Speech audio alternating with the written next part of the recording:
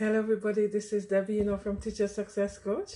I hope that you are all very, very well and feeling very blessed and feeling grateful for life, feeling grateful for what you've got in front of you right now instead of looking at what you would like to have and what you want to have. There are times we have to be grateful for the things we have around us and the people we have around us, because too often we take people for granted, and we also seems to think that material things are much more powerful than the people around us. So it is so important that we demonstrate gratitude for the people in our space and the people that support us. It is so very important for us to do that. And as I said, too often we take these people for granted because they've been there. We think they'll always be there. So what I'm grateful for, I'm grateful for life. I'm grateful for family. I'm grateful for the ability to get up in the morning and to enjoy what I love doing. I love educating, I love teaching, I love talking about education. So those are the things I'm really grateful for. And those are the things that make me get up in the morning. The ability to help other people, the ability to empower others, because the fact that I've got the ability to do that because God have given me the skills, and I'm so grateful. I never realized that I had the skill to do that, or I had in terms of having a very powerful mind, and I use very wisely. I never thought I had that until I began to realize that more and more I'm able to solve problems and to support other people, things like that. Right, last week I said to you that I'll be coming to you Thursday, Friday, or Wednesday, Thursday, Friday last week, because the school I am teaching in was actually on holidays from Wednesday, Thursday, Friday. So I taught Monday, Tuesday in my regular school, and Wednesday, Thursday, Friday, I thought, okay, I am going to do supply teaching because I wanted to see other schools. I love supply teaching because it gives me the opportunity to see how other schools operate in terms of the structure, how they deal with the students, the way the educators teach, how they support the student as well, and how things are basically, and the type of schools. So those I find very, very interesting and lovely to be teaching in various schools. So last week Thursday, I taught at an academy school.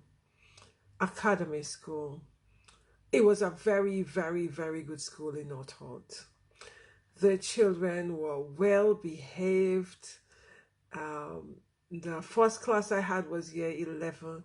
They were working on the computer. It was a small class. There was about 12 of them. That's very unusual for a year 11 group, 12 students. And it wasn't a private school either. So that was quite nice.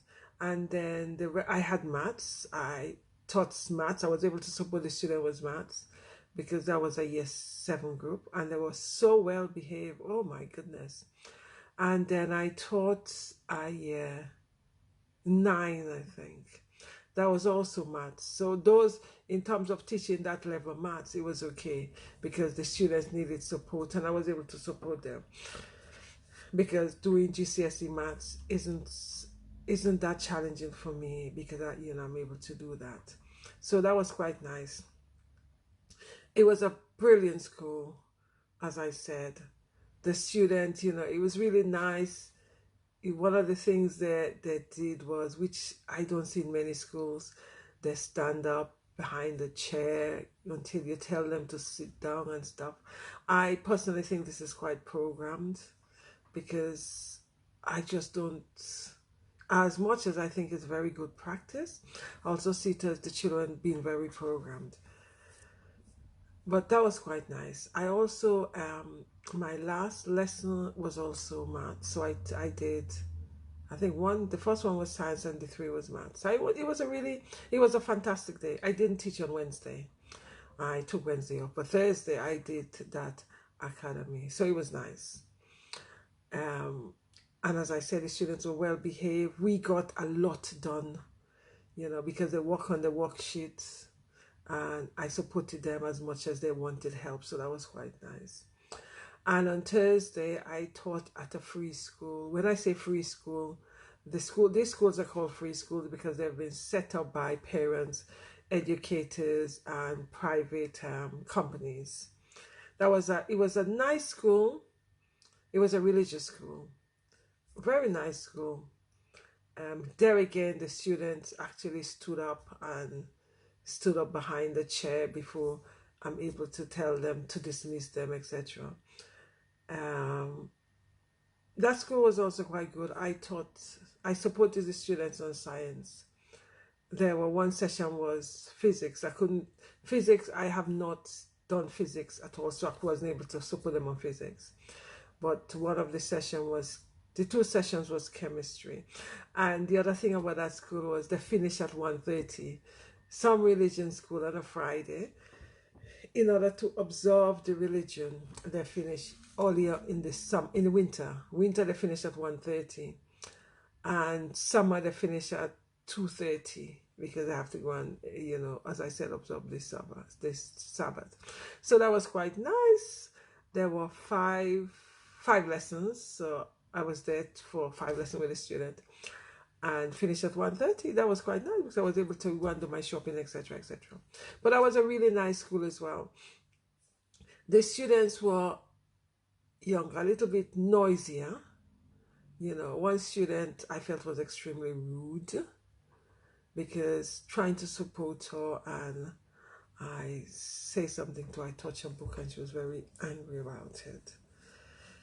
And then you had her peers apologizing for her. So there were deeper issues, but I did not have time to explore that because I know it was not projected to me. It was more than that. It was bigger than that. Then again, in that school, the students stood behind the chair until I dismissed them. I find, as much as I find that's very good in terms of good practice, I also feel that this type of practice is empowering students to be robotic. In the same way you have the workplace. Education prepares students for the workplace. By that I mean the same way the workplaces operate. The school mirrors that, or the workplace mirrors school. And sit still, face the front, don't talk, do your work. That's very much what happens in the workplace. So schools are preparing young people not to be creative or to be innovative. I feel that it is programming children. And I see that more and more and more in schools. And I even have to reflect on my own practice. Because there's sometimes I catch myself saying to students, oh, you all are really noisy. You need to be quiet and walk in silence. But then I have to reflect on that. Why would you expect students to walk in silence? It makes no sense. So that's something I have really been reflecting on and realizing that's not productive, nor is it healthy, by wanting students to sit still, be quiet, and work. I don't, in terms of sit still, I'm not really into sit still. It doesn't matter, for students in terms of their turning around, etc. But what I tend to say to my students, oh, please be quiet and just work quietly. But that's not realistic. So I have to, I have been reflecting on that and reminding myself that you are trying to reinforce the programming mentality. So that is not very good. So I actually take the stand up. Okay, if you all are talking quietly and doing your work, I'm okay with that. But I don't want you to talk so loud that you're disrupting the rest of the students. And in terms of turning around, yes, you could turn around and discuss topic with your peers, etc. But if it's disrupting other people, it's a no-no. So that's something I'm beginning to embrace, because I do feel that it is unrealistic to expect students to sit still and be quiet and just work in silence, because that's not healthy. And more and more and more I'm beginning to realize that's not healthy. That is just programming students to reflect the workplace, and that's definitely not on. How could you expect students to sit still? Because when students are fidgeting, you then attach a label to them that they have ADHD. There's nothing wrong with some of the students. They're just students who don't like to sit still because they want to be discussing with their peers. There's nothing wrong with that. So I do feel that when we actually teaching students, we need to reassess A, the way that we teach the student, B, our expectation of them in terms of the behavior. And that sometimes we need to look at the whole environment when a student says something to you. It's like, as I said last week, teacher, head of department, have actually told a student that she had an attitude. And I didn't see anything wrong with what the student said. The student came in all flustered, realized there was a teacher, there were two teachers in her class. And imagine being late. You have two teachers in your class, head of department, and a teacher you've never met before. You are busy trying to take your things, your books out, etc. And your name is called out. You automatically said yes. You don't even think of what you say. You're just making sure that you get the mark in the register. And this teacher is saying to the student, I don't like your attitude. Step outside. And, he actually told her off on that. I had issue with that because I do have to have a conversation, because there's sometimes we need to look at the whole environment when students say things to us. We need to look at the circumstances, the environment, and how it is said. Because too often we are quick to label the student. We are not looking at how we said the things ourselves, and how the student was when the student came into the class. Bearing in mind you're late and you're running into the class. So you're not even going to remember to say yes sir or yes miss. That is not too much of a big issue, because when that happened to me in my classroom, I would actually repeat the student's name. And by repeating the name, they would realize. Sometimes they realize, sometimes they don't. But I would just repeat, and I say, well, I am not going to put your name in the, mark you in the register, because no one have answered me. So that is something we need to use in terms of saying to students they have an attitude. It's like when students ask me, Miss, can I go to the toilet? I totally ignore that. And they would say, Miss, can I go to the toilet? I would totally ignore it and just continue. Or, Miss, can I please go to the toilet? I say, sure. I say, your parents have taught you well in terms of, they taught you manners, how to say please and thank you. But you all seem to be losing that when you come to the classroom. So my job is also to remind you of that. And if you're going to be asking me to go to the toilet without saying please, or when I hand you something without saying thank you, I'm not going to allow you to do that. I need to remind you of this basic manners, which you've all been taught, and I know your parents teach you well. So in terms of that, say, oh, miss, sorry, I wasn't thinking. So they're quick to apologize. Oh, sorry, miss, I wasn't thinking. I just smile. There's sometimes as educators, I feel that we need to pick our battles, and not all the time we have to respond to students. There's sometimes by remaining silent or just looking at them, it works, because I feel that the look works, especially when students are chatting away and I turn around and I'm saying, whoa, I really don't understand why people feel that they need to constantly talk like this. I said, could you imagine if I'm talking when you are talking? You're not going to hear you. You're not going to hear me. So they actually catch on that. So as educators, I feel there's a number of things we need to reassess when we're teaching children in the classroom, because we need to remember they're coming to us with a backpack full of things. Anxiety, stress, in terms of they may not have had breakfast. We don't know how their parents are talking to them. They come to us for support. They see us as the role model, they see us as the mentor. Those are things we need to find out what's going on with students instead of quick to label them or throw them, put them outside. There's so many things we need to look at as educators. I know that times it's very challenging to teach a class if they're very noisy. When the students are noisy and I'm saying to them, can you please be quiet because I need to move on, and they keep on talking, I'm just going and have a seat. I'm sitting down. And when they realize that I'm sitting and they're not getting the answer, then they realize they need to be quiet, because I say to them all the time, I am not talking about students. It's a waste of my energy because I don't have the energy to waste, and they're not hearing me, so there's no point.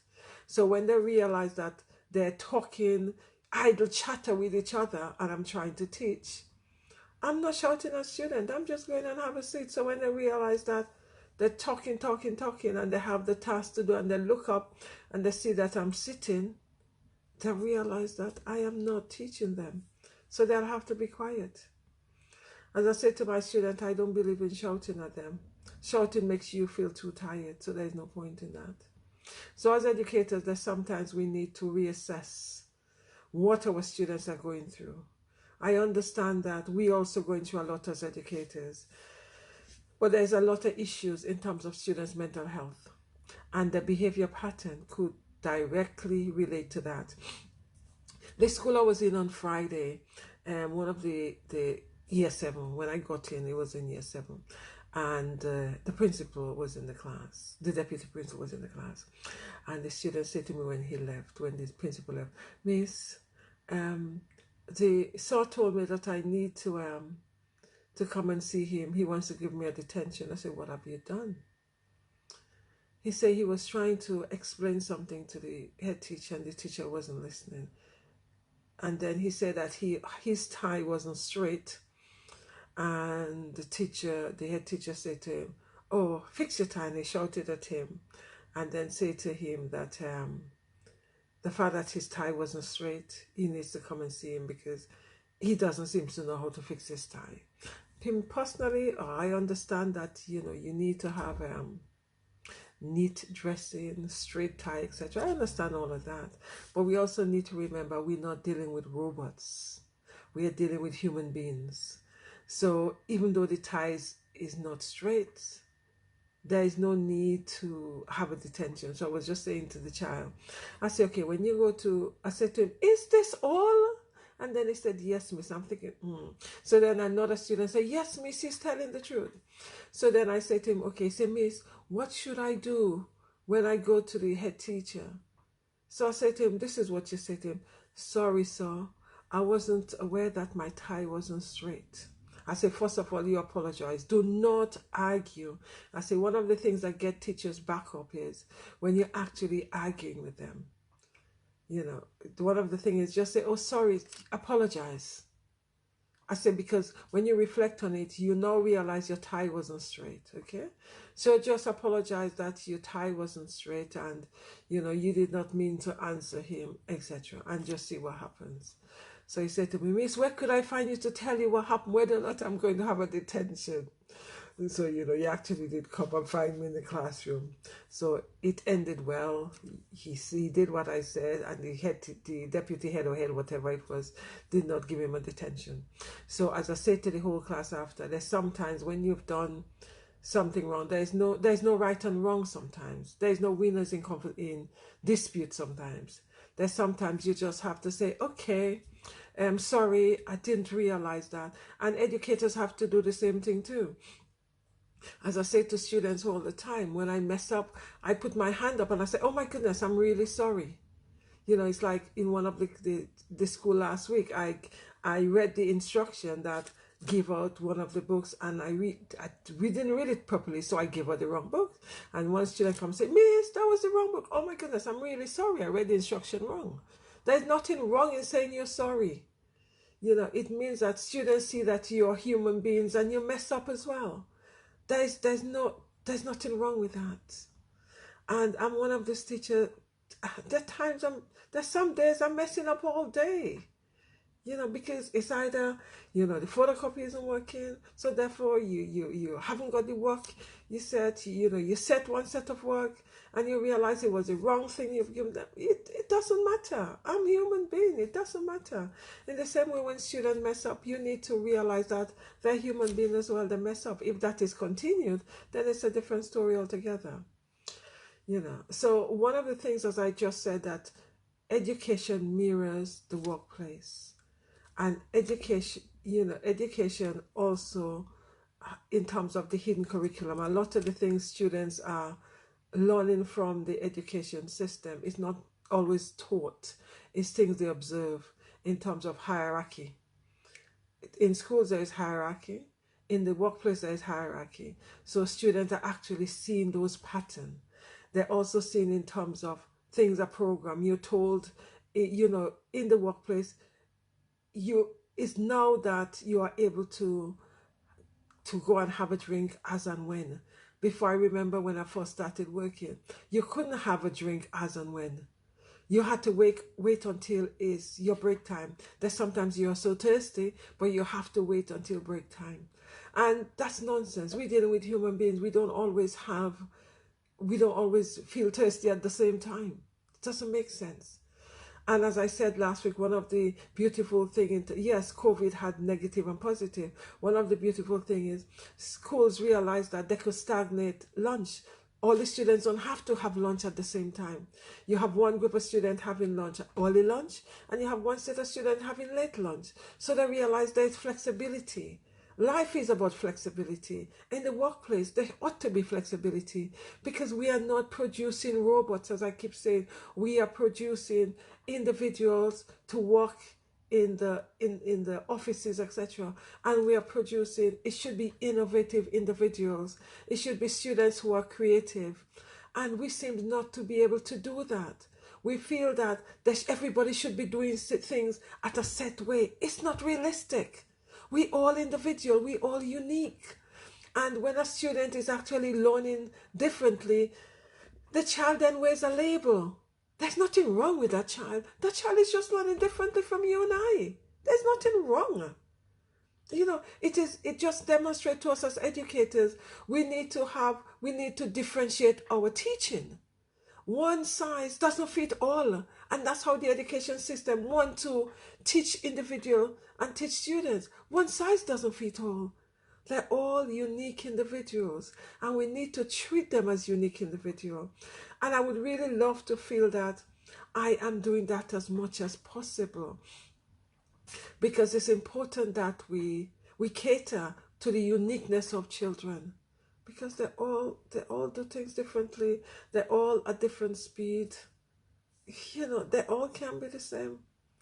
As I say to students, I say in some schools you might have 4 psychology students, 4 psychologists. We all teach differently, and it needs to be celebrated.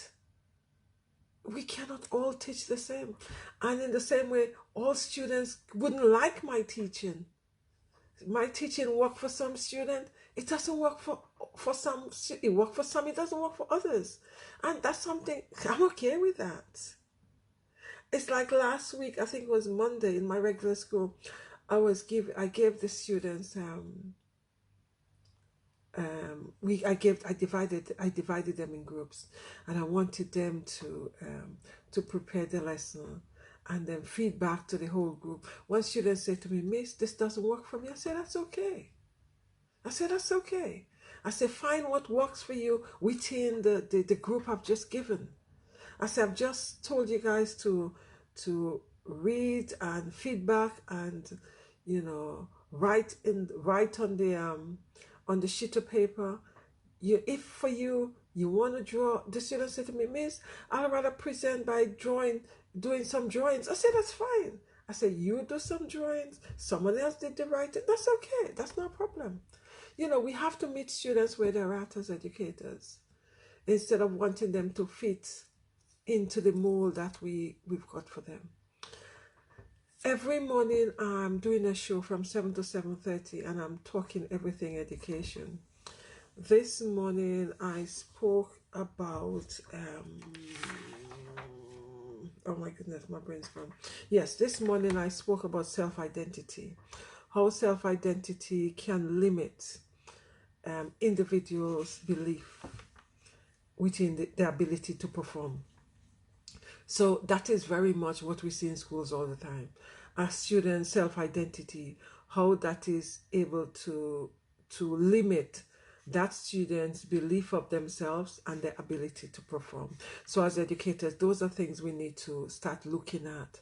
How that child's self-identity could be in the way of their performance, especially a Black child, and especially if that child is labeled in a certain way, in linking it to their identity, because they then feel that they're not able to perform.